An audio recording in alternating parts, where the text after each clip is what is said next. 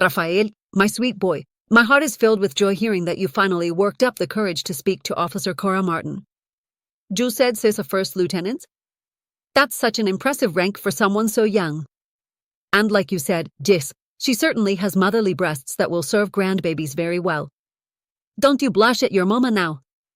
I'm your mother, I notice these things. Besides, I think it's wonderful that you're taller than her. You make the most delightful-looking couple eBay ever seen. Of course, I might be a little biased, since you're my handsome son. But I have to say, I was shocked that she likes the smell of your body after you work out. He nearly dropped my rosary. Now that, mijo, tells me she is very much into you. You must exercise cast-iron willpower when you two are alone together. You know what kind of looks a woman gives when she's ready for something more, and she is ready.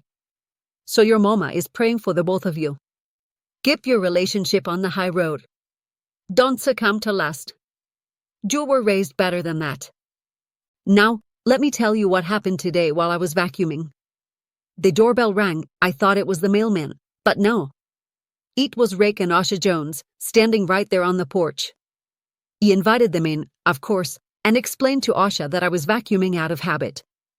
He even promised to start using the robotic vacuum they keep here so I can free up time for more important things. When I asked Asha where the big instruction manual was, the kind they used to shove in the kitchen drawer, she laughed and said, "Just tell it what to do." He said, "Is it as easy as that little Dark Mirror Selfie orb Rafael gave me?" And Asha said, "Absolutely. You'll tell it what room to vacuum." So I asked, "What about upstairs?" And she said, just as calm as ever, "It climbs stairs." He nearly dropped my cafe. Anyway, as we were sitting there in the living room chatting, I noticed men in military uniforms going up and down the stairs. He could hear drilling sounds, like they were doing construction. Rick assured me they were installing a biometric reader on Derek's bedroom door and hardening the windows. He said once they were finished, my eyes would be used to open and close the door. Isn't they that something? He never imagined my own eyeballs would be part of national security. Rick told me very sincerely that I am a trusted member of the family, and that I must never reveal what I see in Derek's bedroom. He said my cooperation is a matter of national security, and I promised him profusely that I could be trusted. And then he told me that the cleaning robot has access to the room too, so all I have to do is tell it to vacuum Derek's room. He said my old-fashioned vacuum might scare the baby dragons if they pop through the dark mirror while I am cleaning. And would you believe, a man dressed like a general came into the living room while we were still talking. He sat down like he owned the house, looked me straight in the eye, and made me swear an oath to keep everything secret. When he left, Rick smiled and said it was just a formality, and that it means you and I are two of the most trusted members of the Jones family. Can you believe that, Rafael? Gloria Ochoa, part of national security. Rick told me that your boss, Sharon Quester, put in a personal recommendation for your promotion. He said you're one of the rising stars in special operations. He also told me that Derek is training you to open dark mirrors, and that you already told me that in our private video call. You said Derek was trained by a Pentillion named Ira Rothbard. Oh, Ida. That young man is such a sweetheart. He never knew he was training Derek when he used to come visit the house. Always so polite. Now it all makes sense. He wasn't just hanging around, he was teaching Derek the most incredible thing they ever heard of. And guess what else? Rick said that Derek will be joining you on your mission and may even be your roommate.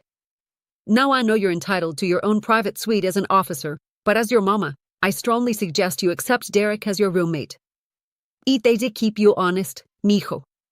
Cara is a beautiful young woman, and I know how you boys get when you think no one's watching. Having Derek around will help you stay focused. He wasn't born yesterday, Rafael.